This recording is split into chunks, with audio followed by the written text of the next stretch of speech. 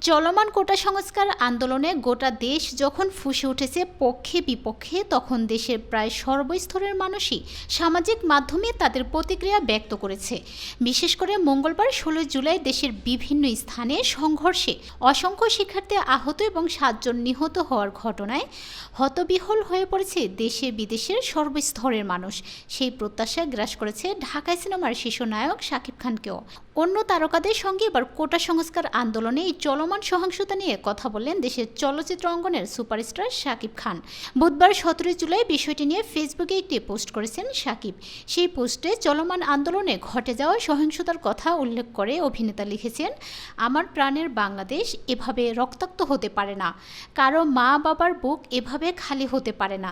অভিভাবকদের অনুরোধ জানিয়ে শাকিব খান লিখেন, আপনারা যারা অভিভাবক পর্যায়ে আছেন তাদের কাছে অনুরোধ রইল, এখনই আন্দোলনরত শিক্ষার্থীদের সঙ্গে কথা বলে এই সংকটের যৌক্তিক সমাধান বের করুন।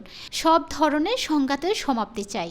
প্রসঙ্গত, চলমান কোটা সংস্কার আন্দোলন মঙ্গলবার বেশ সহিংস রূপ নেয়।